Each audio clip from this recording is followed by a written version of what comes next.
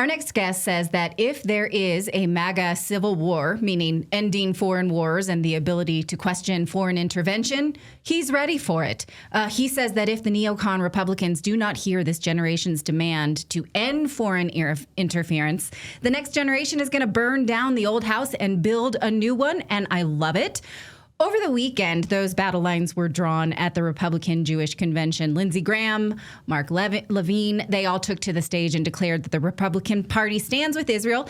Anyone who does not feel that way will be thrown out on their butts of the GOP, like Tucker Carlson.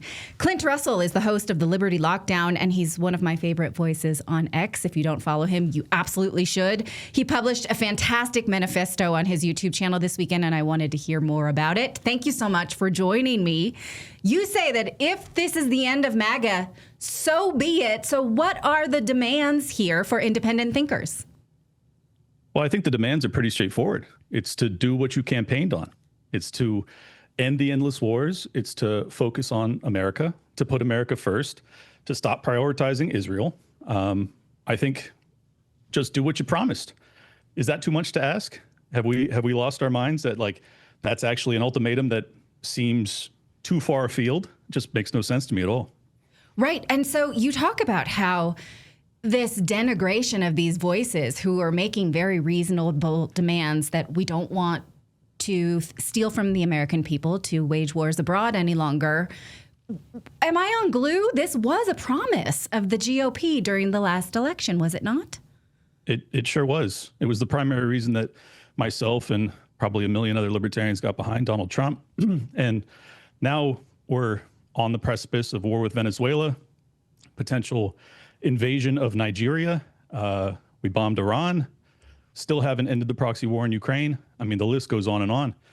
I'm just asking for you to do what you promised. That's it. So if that makes me a problem, well, good. I mean, that's what politics is all about. We need to demand of our elected representatives that they actually represent us, that they actually deliver on the promises. And I think that's really why someone like Nick Fuentes, despite all of his flaws, and there are plenty, has, caught fire.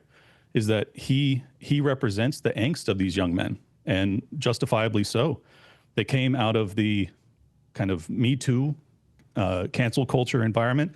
Their entire childhood was just awash with hatred of them being demonized. I'm tremendously sympathetic to that because, I'm kind of the last generation that came about when that wasn't a thing. I went to high school in the late 90s, college in the 2000s, like right before basically the world lost its mind. So these kids dealt with all of that. They dealt with an economy that was imploding, and then they come into lockdowns. And it's like, you expected them not to be radicalized? I mean, come on. So Nick Fuentes is a voice of these young people, and I appreciate it, for one. I think that we need rebellion. We need to embrace kind of youthful masculinity once again. And if it's Nick that has to do that, so be it. Right. My son is 15, and there was a bunch of them on Halloween, and one of them, I said, did you dress as Nick Fuentes? And they're like, no, but it would have been awesome. So you can see what he means to teenage boys is the ability to be themselves and ask daring questions. None of these kids were hateful kids. They're really the best kids, I think, obviously, because they're my son's friends. Now, the manipulation here, though, is that if you ask these questions and break apart the party, the other side will win. Most of us who are independents, we don't care about these tribal identities. We want something for our kids and for our lifestyle in the United States. What do you say to this? Like, don't you dare, break apart MAGA loyalty. Yeah, well, if we're going to go down the tribal or identitarian path, my only identity and my only tribe is America. So that's my demand. You have to put this country first. And if you don't, I will send you packing. I mean, that's just the reality. You have to get out. You have to get out of office. You have to get out of power. And you can go get your, sweetheart deal working for Raytheon. You can go get your job talking crap about Nick Fuentes on CNN or whatever. Enjoy that. But the graft within the halls of power in Congress, you can no longer be there. We need MTGs, we need Thomas Masseys, we need people that put this country first. And if Donald Trump wants to try and primary those people, then he can get out too. And if J.D. Vance wants to defend Trump in that process, well, then he can expect a serious primary challenger. And I hope that he loses. That's how I feel. I mean, we've already been betrayed. So sure, yeah, the Democrats are worse. I'll grant them that. But we're not accepting better than crap at this point. You know, like right. You have to actually, we're looking not here at, to be breadcrumbed. Right. We're looking down the barrel of a $38 trillion national debt gun. And, you know, that's my background is finance. I'm Austrian economist type guy. And let's just be honest, like we're looking at over a trillion in interest annually. We are going to face a fiscal cliff that the GOP is not serious about. And they continue to put foreign countries, particularly Israel, first. And it's just not acceptable anymore, particularly given what Israel has done over the past 2 years. It's been horrific. The young people have paid attention to it. This is also why Larry Ellison acquired TikTok, to try and stop that deluge. It's not going to stop. The kids are awake. So you can accept them, you can hear their demands, and you can actually respond to their demands, or you can get the F out. I mean, that's how they feel. And I completely agree with them on that. Setting aside, you know, Fuentes' appreciation for Stalin or his trolling about Hitler, I don't agree with any of that. I'm not one of those people at all. But I love the energy. I love the fact that we have intelligent, engaged, testosterone-infused young men that want to get after it. That's what we need to save this country. Let's just be totally honest. Love women. Men win wars. We need men in this fight. Men have been subdued, they have been beaten down, and they are finally rising up. And I say, God bless. If you've been seriously injured, your case could be worth millions, and you should know exactly what your rights are. That's why I want to tell you about Morgan & Morgan. They're America's largest injury law firm with over 1,000 attorneys working in all 50 states. And unlike a lot of firms that settle quickly, Morgan & Morgan doesn't take lowball offers from insurance companies. Just in the past few months, they won $12 million in Florida when the insurance company offered only $350,000. And in New York, they secured $6.8 million on a case where the offer was just $275,000. And the best part? It's absolutely free unless you win. Insurance companies try to pay out as little as possible. Morgan & Morgan fights to get you more if you become their client. It only takes a few minutes to see if you have a case, and you can do it right from your phone. It's that easy. You can visit forthepeople.com/redacted, or you can click the link in the description to get started. I think the Stalin bit and the Hitler bit, I appreciate that you're refusing to jump on this catnip because he said something that I don't understand why he feels that way. I felt that way about the Stalin part. I'm like, I don't get that. Right. But in my maybe 5 or so years of having the red pill, I am regularly proven wrong about figures that I thought I had an identity of. McCarthy is one of them. For sure. And so maybe there's something I don't know, and I can put that aside for now. I'm not going to play into the outrage and throw the baby out with the bathwater. That's how I feel about it, and I really appreciated your take on that. Is like, let's set that aside. Maybe we just, I haven't studied everything about Stalin, so okay, let's hold on that one. The rest of it is quite meaningful. One thing that you present is this optimism that the next generation is absolutely going to take power and throw out the neocons. And I feel scared that that would not happen because of some kind of false flag, that they might be manipulated in a 9/11 kind of way, because that seems to be what happens when neocons lose power. I don't know what to do with that fear. What do you think? Call it out. I mean, do exactly what you're doing. This is my episode last night that dropped was all about how I'm deeply fearful for for Tucker Carlson, based off of what happened to Charlie Kirk. You know, all of the same things that were happening to Charlie for the last 2 years, ever since he challenged what you're describing, which is a potential false flag.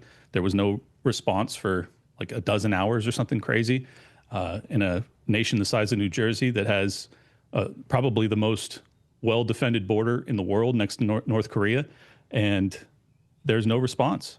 And it's like, do you think that maybe they just wanted to take Gaza and they were willing to sacrifice their people to do so? I know it's a very controversial thing to ask, but Charlie Kirk asked that question, not me. Charlie Kirk asked that question, and he was almost thrown out of his own organization as a consequence of that.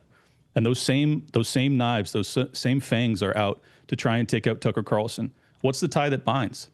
Same with MTG, same with Nick Fuentes, same with Thomas Massey, same with Candace Owens, same with Dave Smith. They put America first, and they mean it sincerely. Yeah. And now, after what happened to Charlie, I think that, what you're describing with the false flag, I am super concerned about. So I just want to be very clear about that. But I think really our best line of defense, because I don't trust the FBI, I don't trust the CIA, I don't trust my own government, is the handful of commentators out there that I do trust to tell the effing truth about it. That's really our only hope. So that's what I'm trying to do. I'm just trying to get people on guard and make sure that they know if you do anything to Tucker Carlson, you're going to see a backlash in this country, the likes of which you've never seen. That's just a fact. Yeah. The one thing that gives me hope, because I very much follow you on X. Most of the things you say, I'm like, yes to that. Absolutely that. Question that person. No, we don't have loyalty to MAGA for MAGA's sake. We have loyalty to higher power. Absolutely. This is something I wanted to see Democrats do during the Biden administration, and they refused. And so now we can point out, and I feel sad about this because I don't think Democrats will watch me say this, and I wish that they would, is that, look, this is what it looks like to question your vote and say, no, I wanted this. Right. We collectively don't want war with Iran. Democrats don't want that either. Democrats are willing to question loyalty to Israel for foreign wars. They weren't when they were in power. Join us. We can do this together now. Why do you think this is not right now a unifying movement, and can it be? Unfortunately, no. I don't think it can. And I share your sentiment, and I wish it could be. But the truth is that the left, by and large, has been indoctrinated to the extent that they genuinely perceive someone like me, in large part based off of identitarian characteristics. I'm a straight white man. I am the devil by nature. I'm also conservative leaning. I'm libertarian conservative, but so I think that they just completely, there's like a firewall in their brain that completely incapacitates them from seeing us as a potential ally. And it's very sad because, Donald Trump has done a lot of bad things that the old guard Democrats, like the Democrats that I liked back in the day, Dennis Kucinich or something like that, would be rightfully calling Donald Trump out for. But instead, they call him a fascist for defending the border, not for the fact that he's, handing over corporations to Zionist donors, which is what he did with TikTok. Like, that's actual fascism. You're actually using the government to take control over like the most successful social media app over the past decade. Yeah. And they have nothing to say about it for the most part. I mean, it's insane. So I just don't see them as an ally. This is why I think that the meaningful fight is on the right. Like, that's where it's at right now. And if you're on X, I mean, there's basically no discussion with the left at this point. It is the woke right versus the woke right. The people that call everybody the woke right, who actually put Israel first and have an identitarian worldview and actually want to defend an ethno state, versus the people that they call the woke right that want none of those things. Right. I mean, so what does that mean then? What do you think, barring some kind of false flag manipulation of the next generation, what does it mean to rebuild the house on the right? What does that look like? I'm excited about that. So maybe we can end with this bit of optimism that I'm a middle-aged woman. I struggle with optimism. It's not in my nature. I'm a middle-aged man, so and I struggle with optimism too. Okay. I mean, I think we just need to go back to our founding. We need to go back to what George Washington prescribed, which is no entangling alliances, putting this country first, recognizing that to have alliances that basically require that we go to war on behalf of foreign nations will bring all of the tribal problems of the rest of the world home. And that's exactly what it's done. We need to listen to our founders. On that, James Lindsay and I agree. The problem is he doesn't actually listen to our founders. He doesn't actually listen to what George Washington has to say, that we need to stop with the entangling alliances. We need to exit the UN. We need to exit NATO. We need to bring our troops home. We need to cut the bases or close the bases entirely. That's what we have to do. We have to stop trying to regime change in Venezuela or regime change in Iran or regime change in the rest of the Middle East or Russia, for that matter, the largest nuclear power on earth. We are risking, I mean, this is as existential as it gets, and nobody even talks about it. It's absolutely madness. That's how we rebuild this country. We embrace Pat Buchanan and Ron Paul, those are the people who started the America First movement in my lifetime. We will see their vision brought to reality. That is my mission. I think that's what Nick Fuentes wants to do. I know that's what Dave Smith wants to do. Thomas Massey, MTG, Candace Owens, those are my people. I will fight with them, or I will fight for them, I should say, and I will defend them. That is unity under fire. That's how I feel about it right now. Yeah, it feels a little bit radical, but that's the moment that we're in right now. You have to be fired up.